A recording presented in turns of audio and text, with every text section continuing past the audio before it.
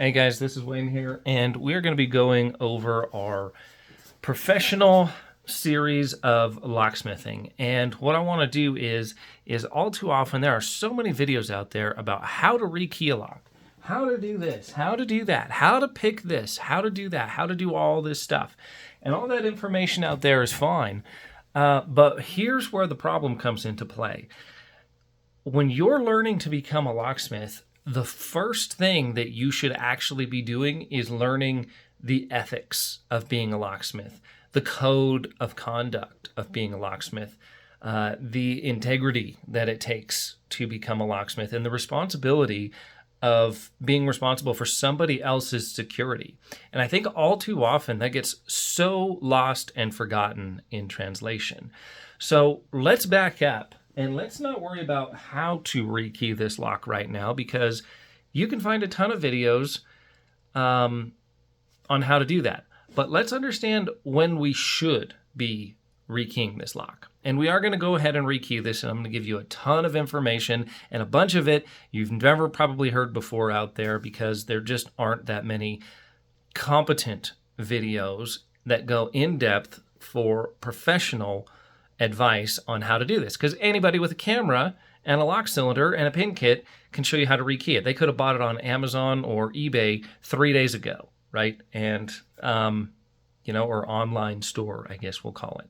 And you don't know if they've been doing this for 20 years, 20 days, 20 months, or 20 minutes is the bottom line with that. And so following those detailed procedures, you might be following somebody who doesn't actually know what they're doing. And to combat that, I'm going to start putting out the series on professional locksmithing and where to start. And the very first thing we want to start with is, who am I rekeying this for? And why am I doing it? Those two things are extremely important. And I want to just touch on them for a minute, because I've had situations where these issues have come into play. And one of those issues is, maybe you're rekeying or opening a lock for somebody who is not exactly supposed to be there. That could be a major, major problem, okay? So when somebody gets a phone call, the first thing we do is we get a phone call, and the first thing I teach my employees or teammates is start asking questions and make sure, does it pass the sniff detector test or the BS detector test, okay? Bull stuff, okay? Who are you? Where are you? And why are we doing this? So we'll get contact information.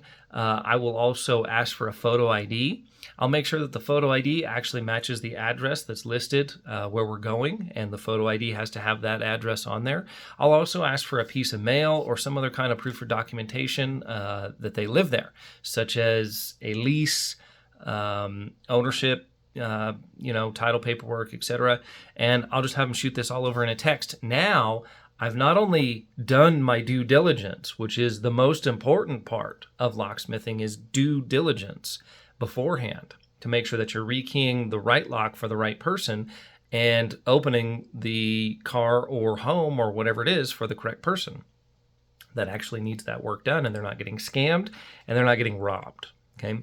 I have had situations happen where somebody has called me out to unlock a vehicle or unlock a home, and they were not the intended party. That was not, the owner did not know that they were doing that. And through the due diligence, this came out. Now, if I didn't ask the questions, I wouldn't have got the answers and could have possibly found myself in quite a bit of hot water. So very first thing is, make sure you gather information. Make sure you have the correct information set up. If you're starting a locksmith company, make sure you are licensed if you're in a licensed state. None of this scammer stuff where, hey, I got a car, I got a trunk, I got, trunk slammers, all these guys.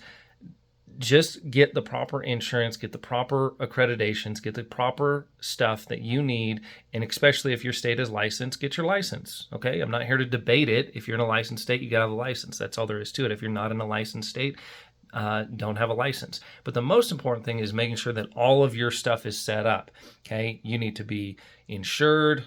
Places like ALOA, A-L-O-A, Associated Locksmiths of America, can provide bonding, and they can help you out with a lot of these steps along the way. So make sure we're rekeying the correct lock for the correct person, make sure you're insured, bonded, and make sure all of your business stuff is wrapped up with a nice tight bow, and we'll go further into that as well. We'll have a whole series on how to start a locksmith business as well.